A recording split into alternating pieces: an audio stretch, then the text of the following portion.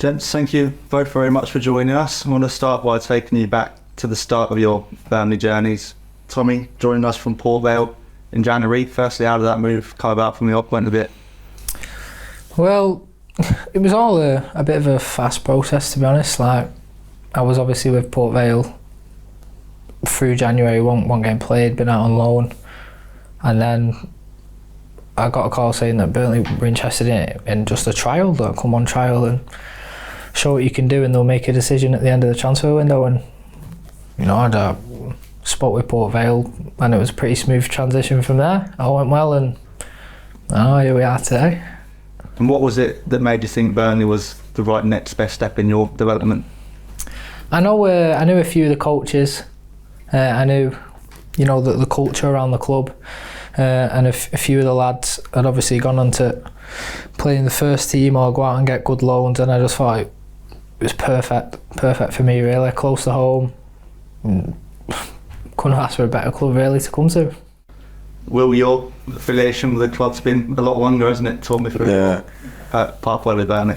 Definitely. Well, I've been a Burnley fan all my life. I joined when I was 16, so I obviously was a scholar with the club, and then ended up getting a contract after that. But yeah, it's been really good. Like, I've enjoyed every minute of it. Obviously, growing up support Burnley, it's where I want to be. It's where probably any young lads want to be, like, playing football for the club that you've supported. So yeah, it's like I just want to keep going with it, really. Yeah. Tommy, since you came in January, I think it was 9 goals before the end of the season. How pleased were you with your start to life here in Lancashire? Yeah, it's a nice addition to come on and score 9 goals. But the thing that I was most happy with and that I took on was off the ball running, things like that, and just the culture of you get about 2 minutes, 3 minutes on the ball max it in a game. 86 minutes you're off the ball, so I improved heavily on that, and I believe that's one of the reasons why I ended up getting pushed on a bit, because off the ball I took all the information in well, and the coaches and the culture in the 21s was very apparent that you had to do it, and the coaches were always pushing it, and it's real credit to them, the way they've changed the culture around. Both of your seasons start with new contracts, didn't they? Will, how pleased were you to put pen to paper for another year? Oh yeah, definitely. Yeah, like I said before, it's where I want to be.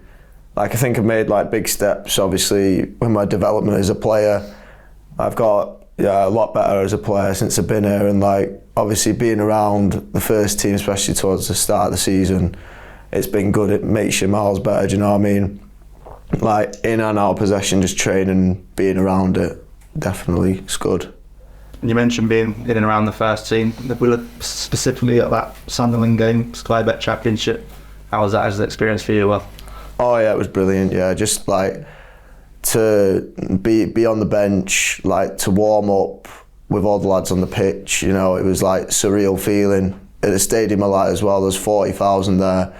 It's a lot more than any I've played in front of before. Do you know what I mean? So obviously, we didn't get on the pitch, but the experience is just immeasurable. How good it was, just to be around it. Would you concur, Tommy? How much of a learning experience was that for you in Sunderland? Yeah, it makes me respect the players and the coaches a lot more.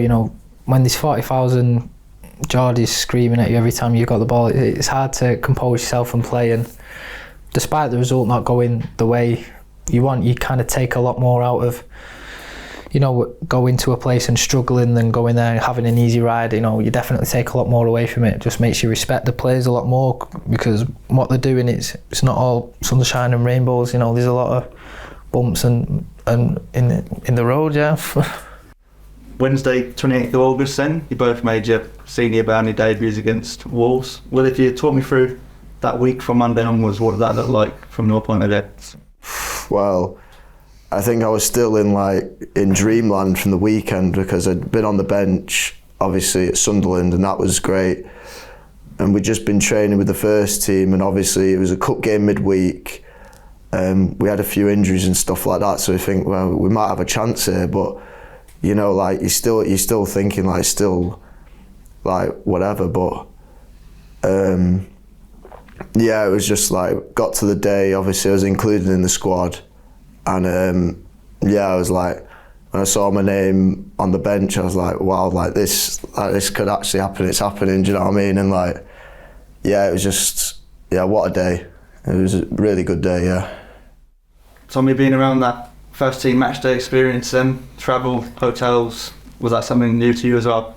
Yeah, definitely on this scale. You know, there was 20,000 at the Molinuex, and you know, I grew up, got released from Oldham when I was 13, 14, and been playing grassroots since, before Port Vale. So for me, it was more wanting to, not even to get on for myself, but to be part of the team and see what the coaches and staff and the players put, like how much effort they put into the match day weeks. You know, it's immense. You just want to go on and you just want to run about and make everyone proud, the gaffer, all the players, and you just want to be part of the team, because there's no better feeling, especially after you've had a taste of it. You just want more and you want to keep getting on the pitch. And you came on at half time, didn't you? Can you remember what you were feeling like during that warm up? Yeah, to be fair, when I come on, like before the game kicked off, it felt like you see clips of like referees wearing GoPros with loads of people like around the pitch, and I was just thinking, I'm not going to be able to concentrate here. And as soon as the whistle went, you know, I just shut everything off, and it was just fantastic. Like, you can't explain that feeling. Do you remember any of the last words from Scott and his staff, Tiff? Yeah, basically just go on and enjoy it. Like, it was the last thing the gaffer said to me was what position I have to be in when we're pressing, and it was very intense, but you know, all my training I've ever done, it just leads to moments like that. So the moments you've really got to go stand out and go do something. So I was buzzing, really. Will, yourself, 78th minute replacement for Joe Worrell. How was it feeling for you when you got the word from Scott that you were coming up? Oh, well, I was just like, obviously beforehand I was a little bit nervous, like as anyone would be, but you know, I think as soon as you step on the pitch, like the nerves go, and it's just like you feel proud, you know what I mean? Especially at the end of the game when it came off, I felt proud. Obviously I know my family are, like, so it was just, you know, a great feeling for that. But yeah, I just tried to run around, enjoy it, try show myself who I am on the pitch, work hard, just be honest, and yeah. As you mentioned, it was a proud moment for family as well. Lifelong Burnley fans. Can you tell me about a bit of a special anniversary it was for you as well? Oh yeah, so it was, the Wolves game was on the 28th of August, and my granddad, who is a massive Burnley fan, he used to take me on the turf when I was younger, and I had a season ticket with him for a bit as well. But he passed away last year, but it was his birthday, or would have been his birthday, his 80th birthday on the day. So it was just like a surreal feeling for that. Just like, I'm sure he was proud looking down, watching the game and stuff like that. It was just, yeah, it was an amazing feeling, and yeah, it was brilliant. Tommy, yourself and Will obviously involved, but you have Phil Wesley and Vernon Massaro on the bench as well. Do you think it helped that there were four of you in it together almost? Yeah, there's obviously, you know, competition within the 21s for, you know, to train with the first team and get minutes on the pitch, but having the lads there and seeing them do well was a massive buzz for all of us. You know, the academy's making strides into the first team to be trusted to be on the bench, and to be fair, everyone was buzzing. Whoever would have came on, we all would have been buzzing for him. Well, you've been around 21s football for a few years now. Can you tell me what the main difference between 21 and first team football is? Oh, it's just with it's like the same with the jump from the 18s to the 21s. Like when I first made that jump, it's like it's quicker, your decision making's got to be faster, like in and out of possession. But like obviously from 21s to first team, it's the same again, but just another level. You got to be at that another level. So yeah, it's just all about that. But I think in training and stuff like that, a lot of the first team lads have helped us. You know, they've given us advice, the staff, and you know, like I think it has improved us both as players being around it. Yeah. Tommy, what was the first thing you did when you got back in the change room at the end of those moments from all year? To be fair, I was pretty annoyed that we lost the game. Like, obviously, my thoughts, I wanted to come on and change the game and win the game. It was bittersweet, to be fair. Like, And I obviously wanted to win the game, but in the grand scheme of things, when you look back at, it's not the end of the world. I think the aim for the club wasn't to go and win the Carabao Cup, but to get as far as we could with the players we had available. And I think the players on that night, like we all did the club proud. So it was bittersweet, to be honest. I believe you both now got some keepsakes to remember the night by. Can you tell me about the presentation you had recently, Will? Oh yeah, so before training recently, the gaffer just pulled us all in and just said, "Oh, we want to congratulate Will and Tommy on first team debuts." So we got our shirts like framed from the night. So it's like it's a really good thing. Like I really appreciate that from the club, and it's nice. But hopefully there's lots more to come. You know, like it doesn't stop now. We're still striving more towards making more appearances for the club, and hopefully helping it to be successful as well. And what did that presentation mean to you, Tommy?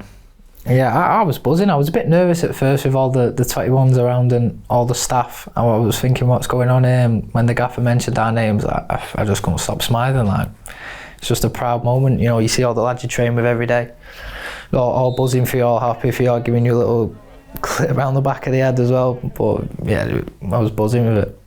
And as you mentioned, Will, there was lots of staff from both first team and academy. You've been here 3 or 4 years now. How much of those academy staff have been part of your journey and development?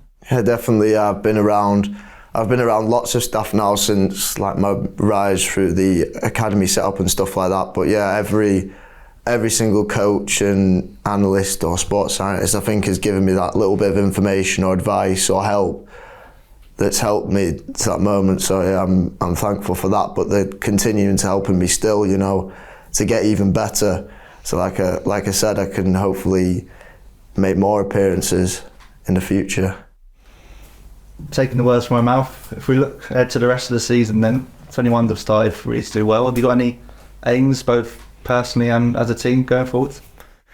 Well, short-term aim is obviously be as good as I can in the 21s group. When it comes to who should go up or things like that, like you obviously want to be at the top of the pecking order. You want to be the best in the group that you're in at the moment.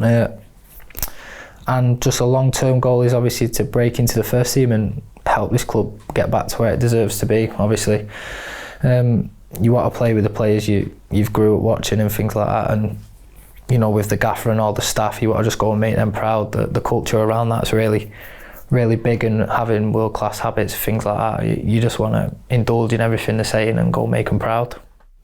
Will, yourself?